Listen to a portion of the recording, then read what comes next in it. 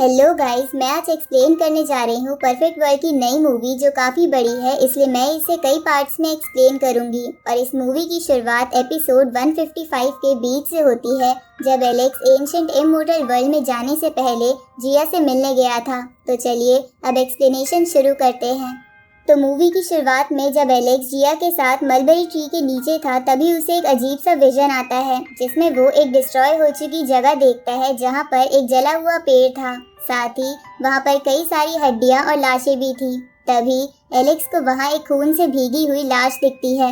उसी वक्त एलेक्स जिया को एक जगह बंधी हुई देखता है, तो एलेक्स उसे बचाने के लिए आगे जाने लगता है, लेकिन तभी वो देखता है कि किसी ने उसके पेट में अपना हाथ घुसा दिया है।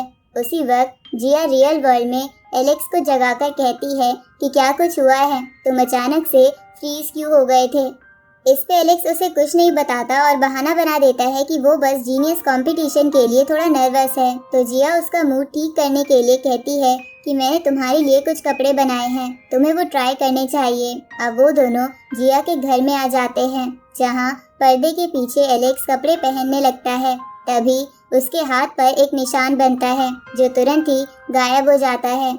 इधर पर्दे की दूसरी तरफ जिया वही डॉल लेकर बैठी हुई थी जो हमने थोड़ी देर पहले देखी थी। असल में वो डॉल जिया ने अपनी मॉम के लिए बनाई थी। अब जिया एलेक्स से पूछती है कि तुम काफी लंबे समय से मेरे साथ यहाँ फायर सिटी में हो, क्या इससे तुम्हें कोई आगे चलकर प्रॉब्लम तो नहीं होगी।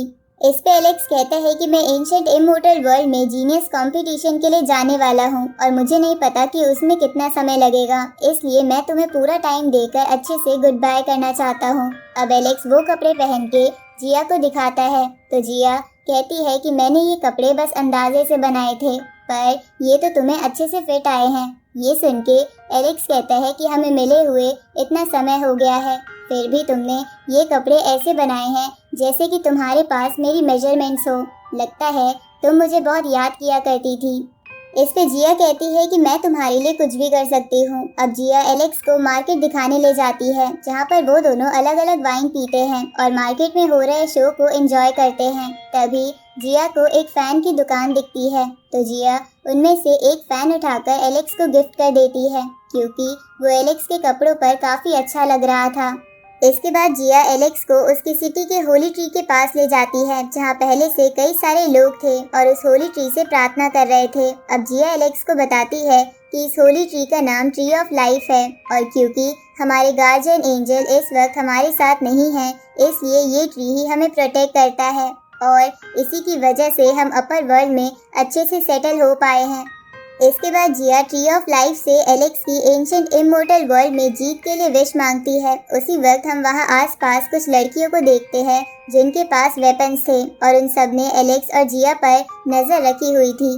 तभी उस होली ट्री के पास फायर किंगडम का एक आदमी आता है और होली ट्री से विश मांगते हुए कहता है कि प्लीज इसे ठीक कर दीजिए, मेरी बेटी किसी बीमारी की वजह से होश में नहीं आ पा रही है। उसी वक्त होली ट्री से एक पत्ता टूटकर उस लड़की की बॉडी के अंदर चला जाता है, जिसके कारण वो लड़की ठीक हो जाती है। ये देखकर वो फादर बहुत ही खुश हो जाता है और जिया भी होली ट्री की तारीफ करने लगती है, लेकिन एलेक्स को समझ नहीं आता कि एक होली ट्री इतनी जल्दी किसी बीमारी को कैसे हील कर सकता है। इसलिए वो उस लड़की को देखने के लिए अपनी स्पेशल आई का इस्तेमाल करता है, जहां वो देखता है कि उस फादर के अंदर से एनर्जी निकलकर उस होली ट्री के अंदर जा रही थी। साथ ही ऐसा वहां खड़े बाकी लोगों के साथ भी हो रहा था और उनकी भी एनर्जी निकलकर होली ट्री के अंदर जा रही थी।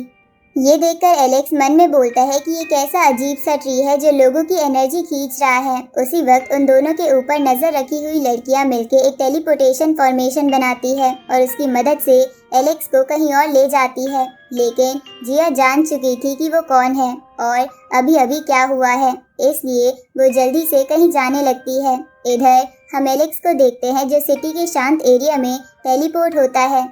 तभी वो सारी लड़कियां वहां आ जाती है, तो एलेक्स उन सब लड़कियों से कहता है कि तुम लोगों ने मुझे यहाँ टेलीपोर्ट क्यों किया है और तुम सब चुप क्यों रही हो, चुपचाप मेरे सामने आ जाओ। ये सुन के उनमें से एक आंख वाली लड़की गुस्से में एलेक्स पर अटैक करती है, लेकिन एलेक्स उसे अपने फैन से रोककर पीछे कर देता है और बोलता है कि तुम सब अभी मेरे अपोनेंट नहीं हो, इसलिए चुपचाप बता दो कि तुम्हें यहाँ किसने भेजा है। तभी दूसरी लड़की एलेक्स पर अपनी तलवार से अटैक करती है, लेकिन एलेक्स उसे लात मार के दूर कर देता है। तो वो दोनों लड़कियाँ एक साथ एलेक्स के ऊपर हमला करती है। तो एलेक्स उनमें से एक को अपने फैन से दूर करके दूसरी को अपने फैन से एक घर में फेंक देता है।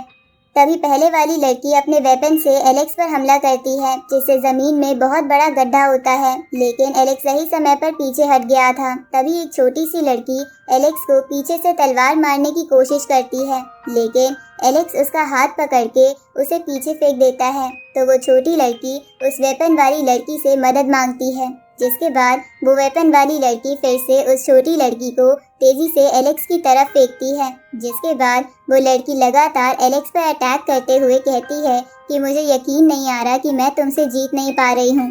तभी एलेक्स उसे लात मार के पीछे फेंक देता है। उसी वक्त एक नई लड़की एलेक्स पर एरोस से हमला करती है, लेकिन एलेक्स अपने फैन की मदद से उन एरोस की डायरेक्शन बदल देता है। तो ये देखकर वो छोटी लड़की और वो तलवार वाली लड़की एक साथ एलेक्स की तरफ आती है, लेकिन एलेक्स छोटी लड़की को अपने फैन से और तलवार वाली लड़की को अपनी थंडर पावर से दूर कर देता है।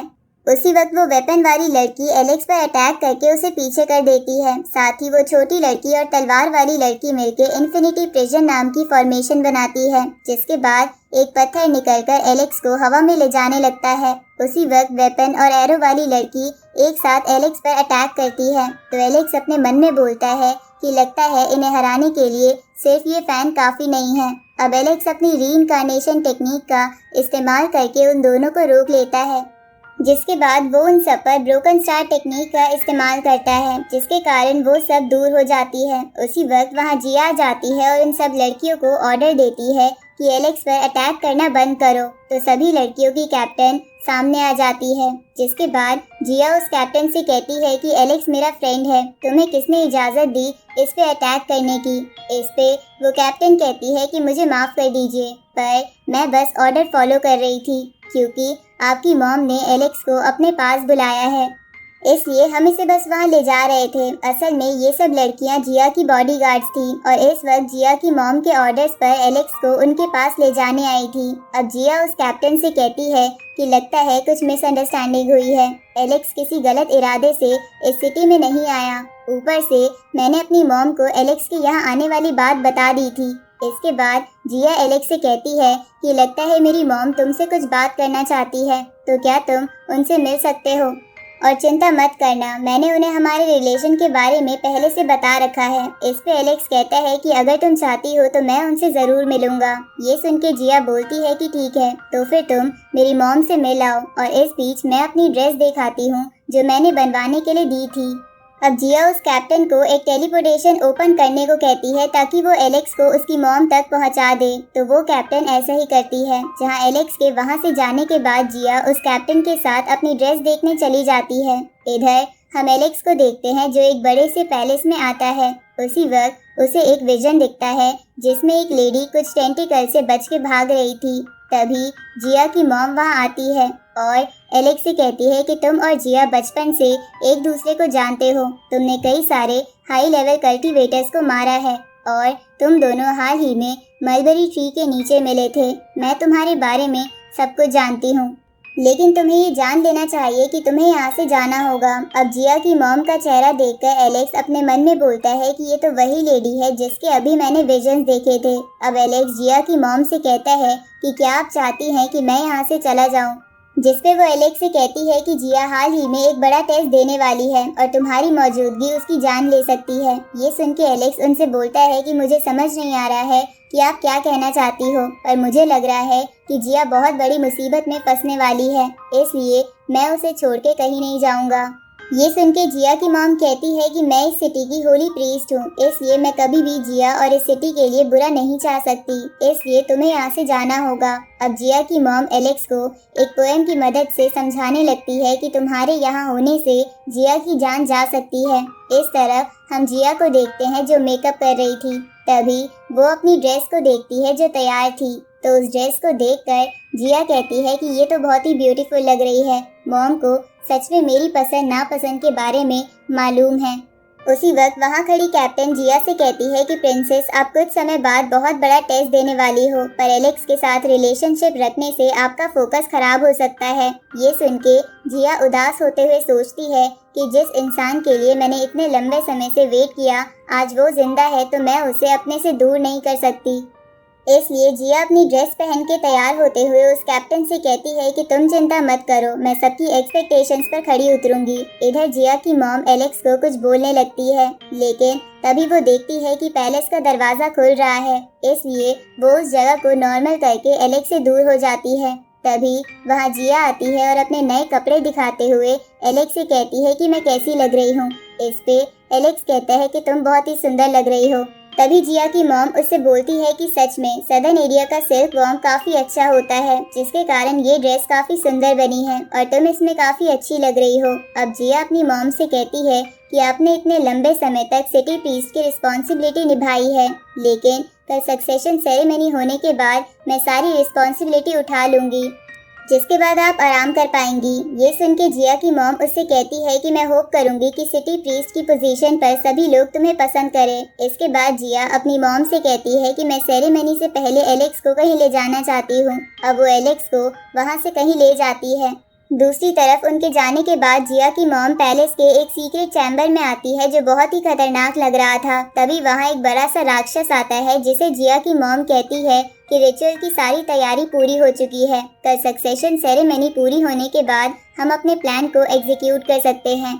ये सुन के वो राक्षस जिया की मॉम से कहता है कि पर उस लड़के का क्या जो जिया के साथ था। इस पे जिया की मॉम कहती है कि आप उसकी चिंता मत कीजिए, मैंने उसे यहाँ से जाने के लिए बोल दिया है और वो हमारी प्लान में बीच में नहीं आएगा। ये सुन के वो मॉन्स्टर कहता है कि ये तो अच्छी बात है, तुम ये याद रखना कि सब कुछ प्लान के अकॉर्डिंग हो, क्योंकि तुम्हारा प्लान हमारे लिए बहुत कीमती है। अब वो मॉन्स्टर वहाँ से चला जाता है। ये सब देखकर लग रहा था कि जिया की मॉम कोई इविल प्लान बना रही है। और इसी के साथ इस मूवी का ये पार्ट यहीं खत्म होता है।